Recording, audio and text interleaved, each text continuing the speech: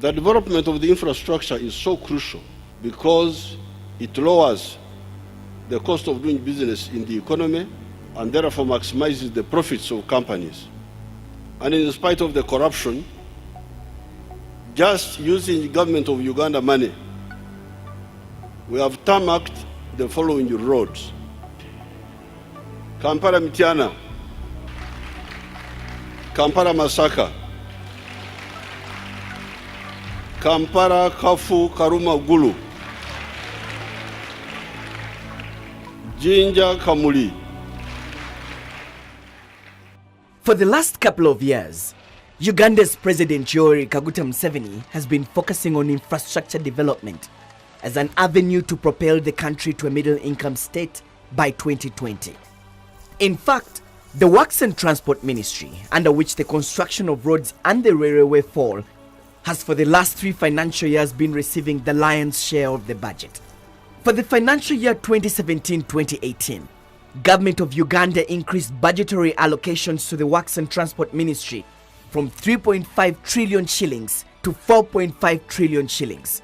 Uganda has also got a number of grants and loans to support the construction of roads from development partners and infrastructure development banks such as the World Bank, the Exim Bank of China, the Africa Development Bank, among many.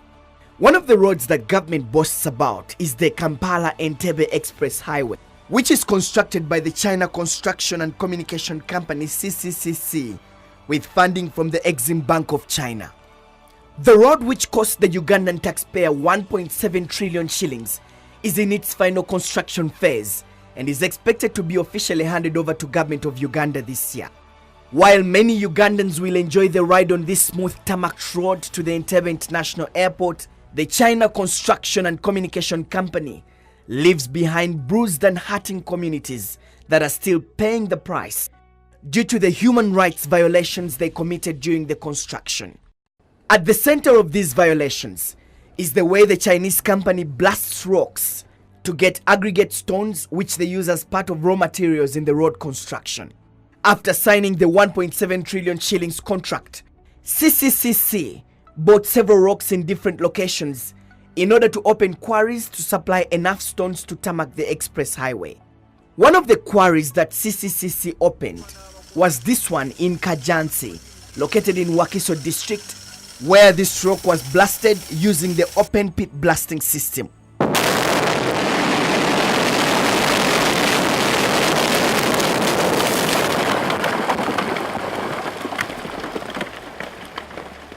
The open pit stone mining system is loud, intense, and causes earth movements with flying rocks that can project a significant distance away from the main rock.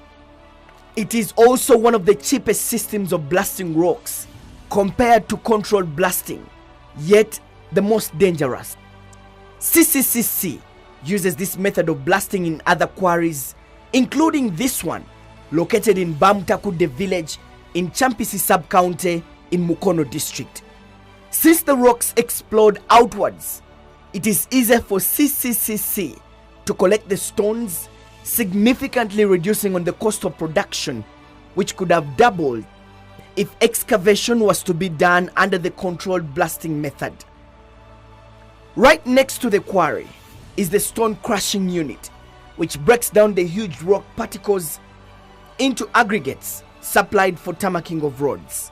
The blast leaves behind a deeply scarred and bruised environment, which could be dangerous to the community once CCC operations are concluded.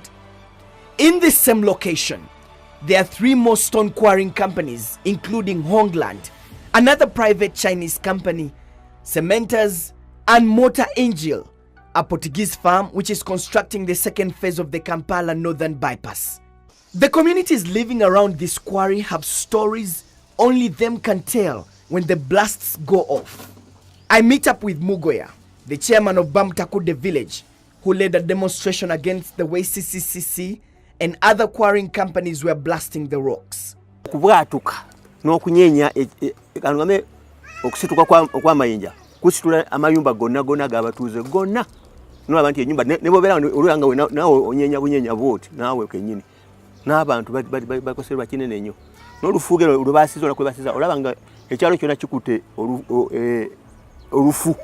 Mugoya narrates that some rock particles fly out of the demarcated danger zone. Gabuukira waggulu ennyo era okujjako ekinnya bwe kize wansi naye gali gakyanga kikyali gagavayo ne gagwa n'enengwa mu bantu ne gakuba n'amayumba g'abantu. As a local leader, he tells me that he has raised the issue to relevant local and district authorities, but to deaf ears. Government yagala kumanya bintu byaffe kubanga nzijjukira bulungi abantu batwekubira ku nduulu nnyo era twageza okukola ne strike okusookera ddala n'omukulu Kahura naye najjako wano ewaffe wano ensonga ezatuuka waggulu nnyo naye najjako wano naye era byakomaawo. Gavumenti yenna eba nti sigadde era mukono waffe tumanyi kubanga yo mukono tuyikubira buli naku egenda bannaffe tuli bubi naye era tetuddukiridde. Under standard practice, the people who live within a 500-meter radius from the stone quarry are supposed to be compensated by the owners of the quarry. Mugoya, however, informs me that some of them have not been paid. Bajja ne bapima distance okuva ku factory gwenebeera okutuusa ku batuuze bapimako ludda lumu kati oludda luno olw'oluguudo era ne bweyagala nja kuyisaayo olabe ludda luno olw'oluguudo amayumba galiraanyire ddala gennyininyini bwegati naye tebafuddeyo kola ki kuyamba bantu abo. But the effect of the open blasts are not only felt by the people living within this radius. Yakobo Mubiru is one of the residents of Kasenene village in Kyampisi sub-county. Ebirime bikosebwa mmere evunda ente teziwaka tezikwata gwako tutwala ku malumbe abasawo ne batulyako sente muziwakise muzirina amabwa zirina kino gizayo ku nnume wa paka bwogivwako nga tekuze eki tewase mayinja. These residents say they cannot take it anymore as their lives are at risk. Ennyumba zonna ziggwa abantu ab'emitima abalwadde beekanga gabwatuka mu bwatukete ya speedi y'amaanyi. Baasa bubi batekamu balina ebintu byakozesa kemiko zateekamu okwasa amayinja mubateekamu bo bingi noza male ennaku nnyingi nga tebaddamu kwasa naye nga tekitukosa nnyo ffe abatuuze. They also take me to a well, which is the only source of clean water in the community. During the blasting, they say, this community well was also damaged, leaving them hopeless. Oluzzi lwali lukyafu nnyo nga tetuneerwanako abakyane basula dda waggulu eri naye nga amukoka ajja dda waavu eri butereevu n'atuuka wano amazzi nosanga gafaanana ng'ettaka bwe lifaanana nga tusobola dogana bibigere naye ng'ate abakyana tebalina tooyi zankakalya nga ffe tulina tooyi balina akatooyi akatemporary akalinga ak'abaana bato tuwe bannange n'abakozi bennyini tebalina tooyi bagenda abakozi banabavugaga moto tewali tuniwogera balina tooyi zibagenda. The residents of Bamtakude, however, single out Motor Angel, the Portuguese firm operating one of the quarries, as being professionals. Motor Angel be balinako enjasa ennungi ennyo era abantu bagisiima nnyo naye wano ewange CCC cementers Hongran zaasa bubi amayinja bubi era abantu bange bali mu bizibu by'amaanyi n'amayumba gwatise nnyo gonna. Motor Angel uses controlled blasting, taking advantage of new technology that prevents the rock from exploding outwards, but rather collapses when the blast goes off. This kind of blasting is less tense, not as loud as the open pit blasting system, and controls flying stones from leaving the danger demarcated zone. This is also the technology that has been adopted by many developed countries. Controlled blasting is rather expensive compared to the open pit blasting. For now, residents of Kyampisi sub-county can only cry out to the district leadership and the Ugandan National Roads Authority to weigh in on the way CCCC and other companies are blasting rocks using the open pit blasting system.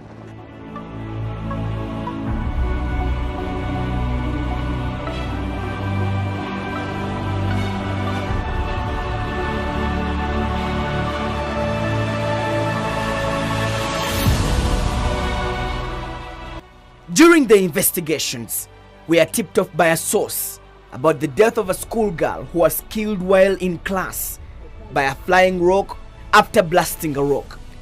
We are notified that the incident happened at Katente West Primary School in Mubende district, located along the Mubende-Kakumiro-Kagadi Highway. The 107-kilometer road is currently under construction by the Chinese Construction and Communications Company at a contract price of an estimated 485 billion shillings. As we arrive at the scene, it is a somber mood at the school as the local community and school administrators try to figure out what exactly happened.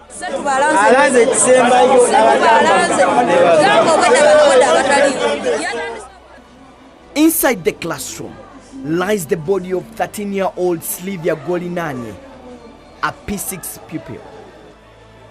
Right next to her is the stone that ended her life.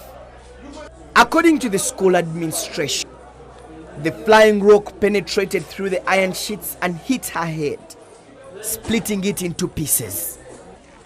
At this time, the police is notified about the incident, quickly rushing to the scene. The body of the late Golinani is then taken away by the police to Mubende Hospital for a post-mortem. The next day, the body of the late Golinani is brought back home as the residents continue to mourn. I am also informed that CCCC has offered financial support to the victim's family to help with the burial arrangements. Speech after speech, the locals condemned the manner in which the rock was blasted by CCCC. Kakati nga kyenyinza okubasaba abakulu abakola ku kintu ekyo bwe bamala okuseetinga ebintu byabwe ne bamanya obudde baali badde bawaawo oba olunaku lulamba ne bagamba olunaku lulamba mugire ate oba oliawo batwale obuvunaanyizibwa abali okumpimpi babatuuseeko amawulire mu buntu. Then it was the final moment for this mother to send off her daughter.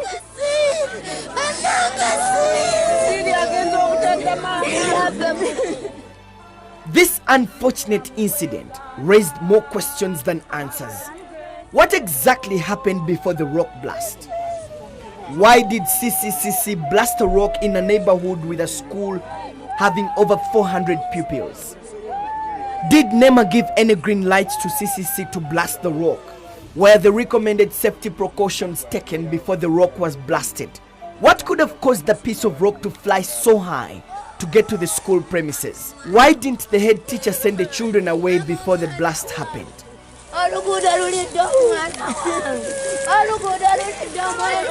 With all these questions unanswered, I start my investigations at the school where the incident happened.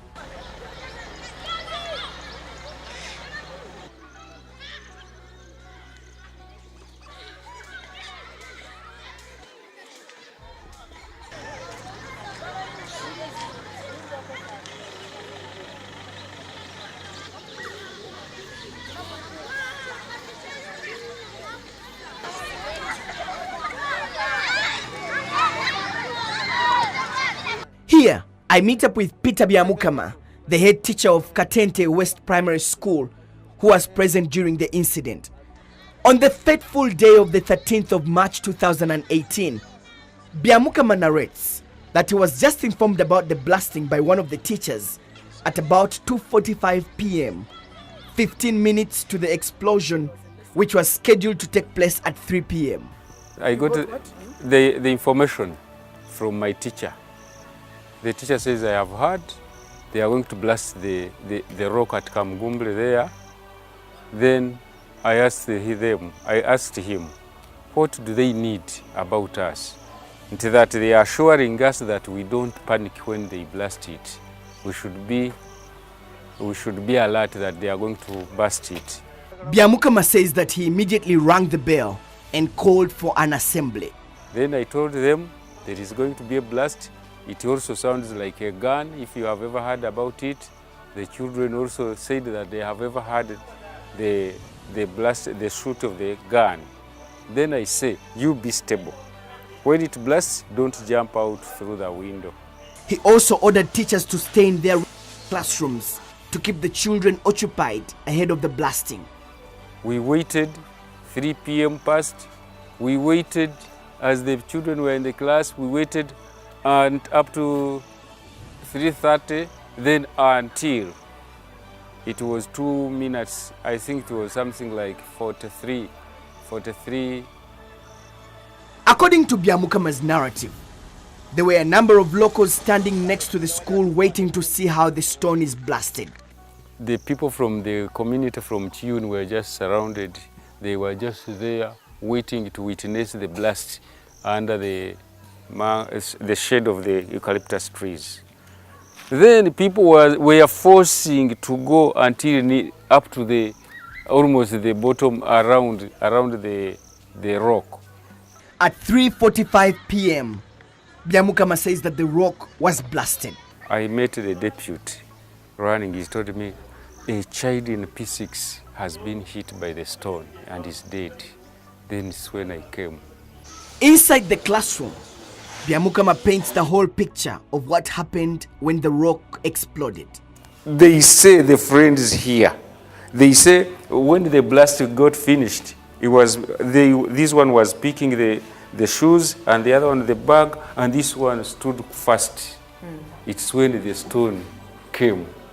And the stone passed there. Yeah, and hit him directly on the head. The brain got poured there.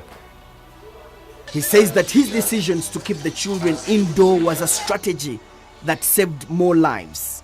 Knowing the nature of children, releasing the children from class as they pack their books to run, it would be too close.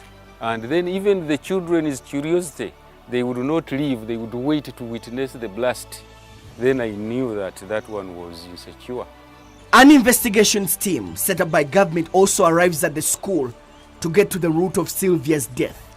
It includes a senior police officer, the resident district commissioner of Mubende, Tinka Manyire Evelyn, the head of Uganda Quarry Operators Association, George Chaligonza, among other members.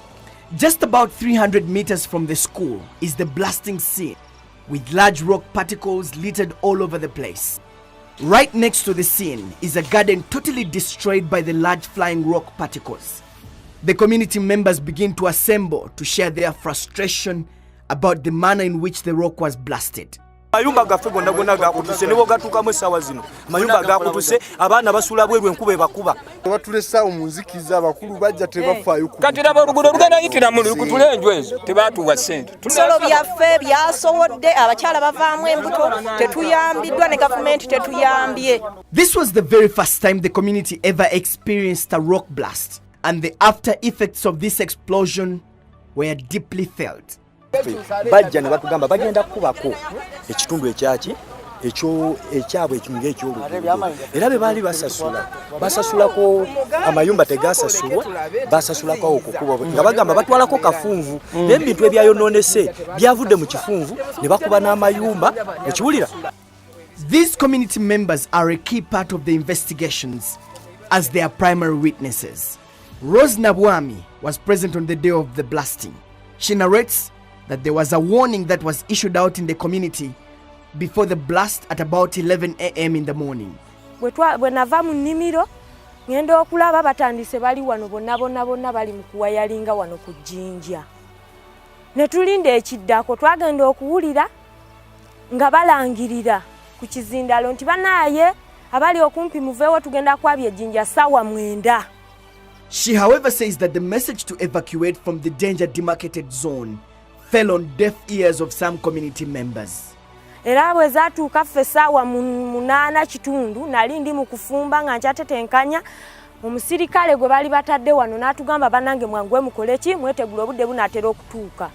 Era ffe ne nkwata abaana bange ne ngenda nabo ekiyunimu center nenvaawo naye nze bwe nali ngenda ekiyunimu center nyina be nasanga babavubuka nga bo bagamba ffe tugenda kulaba Jjinja nga bwe likola ki bwe lyatika. Nali ntuukawo okusomero ne ngamba oba nange mbeere wano ku ssomero babaana nga tebabajjeewo nga bo weebali ekitegeeza terigenda kola ki kola bulabe bwonna.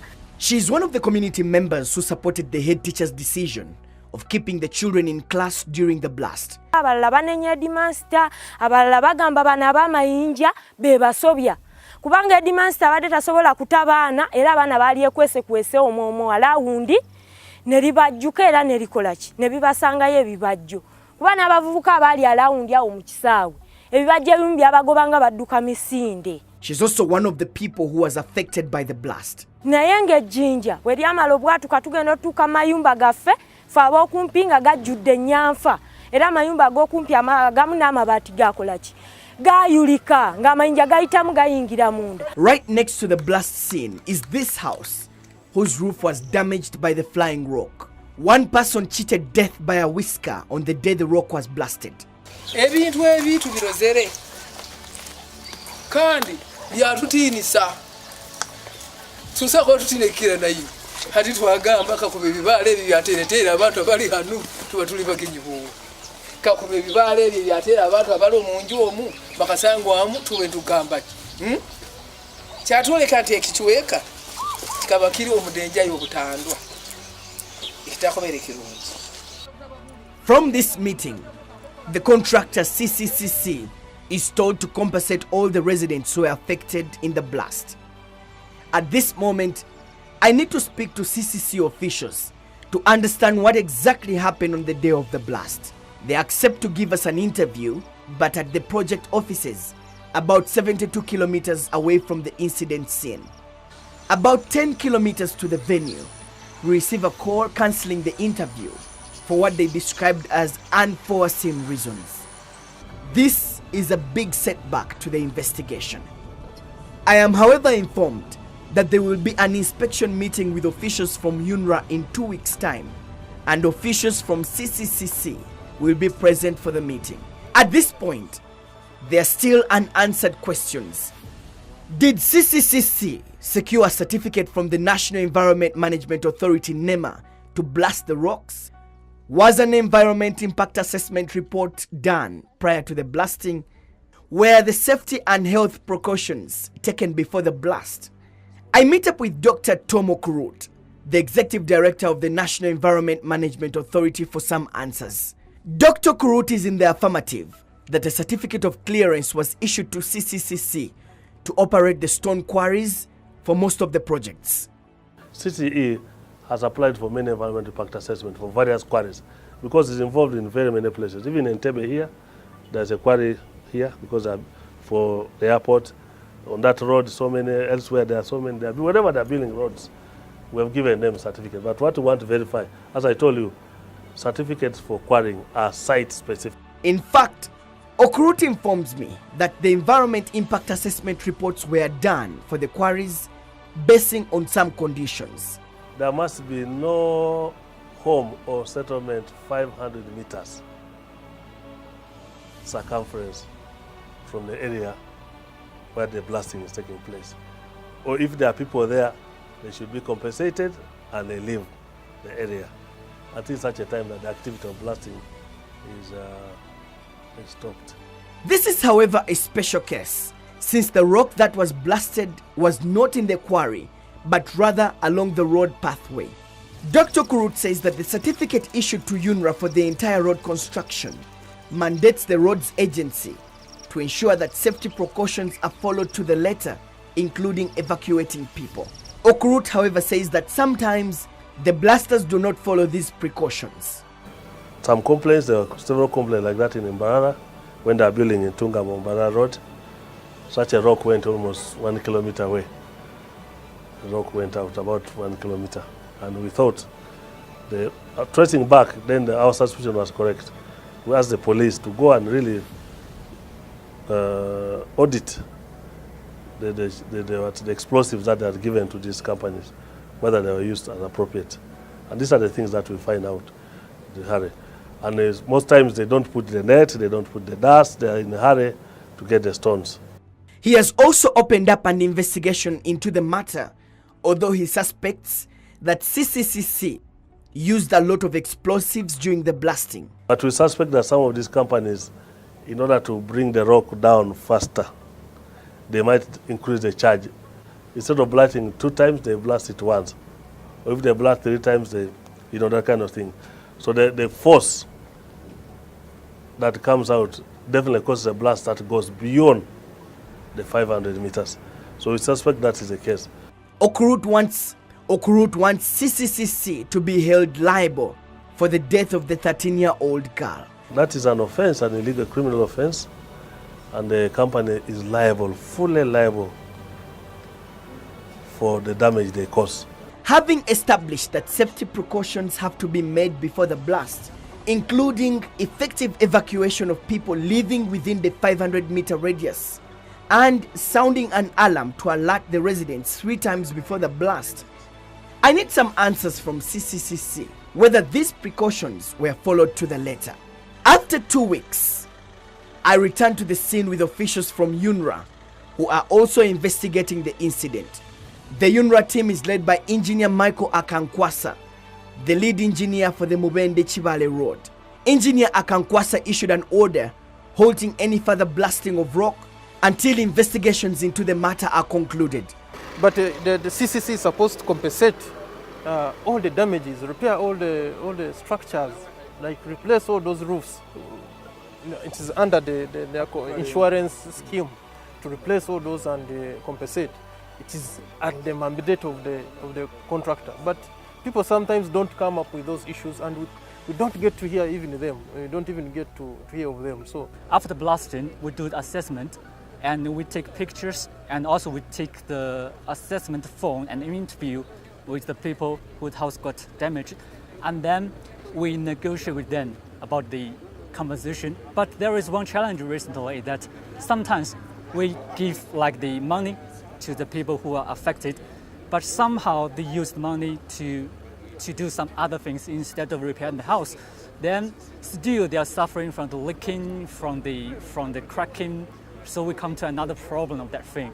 So instead we prefer to give them the material to repair the house instead of the money alone. So that's the things. A week before the blasting, CCCC drilled the rock with over 30 holes, about 100 millimeters in diameter.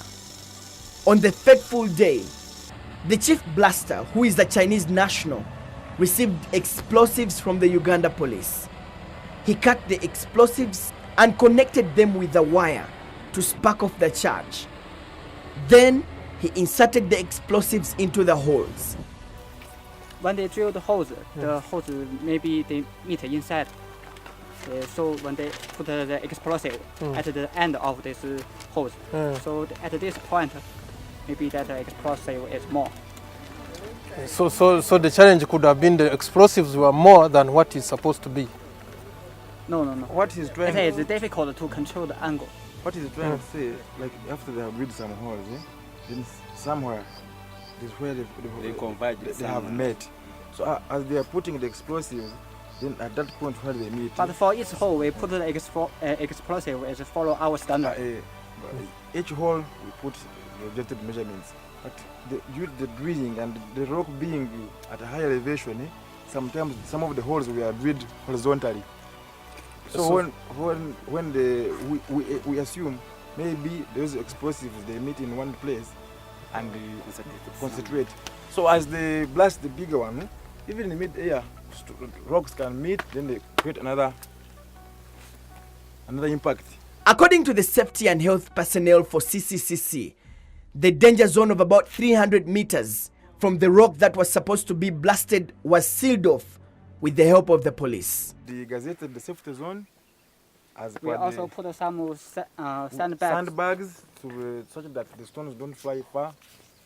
However, as he had already explained, that small stone flew far beyond our safety zone, which was gazetted and secured, because we had prior to that made radio announcements, put paper notices, passed around the siren 1 hour before the blast, 30 minutes before the blast, even 5 minutes. Then we knew everything was secured. We checked again, we blast. At about 3:50 p.m., the chief blaster triggered off the explosion. CCCC is, however, regretting the incident that claimed a life. First of all, we feel very sorry for that accident, but definitely all this kind of measurement and has been taken under protocol and under this kind of guidelines.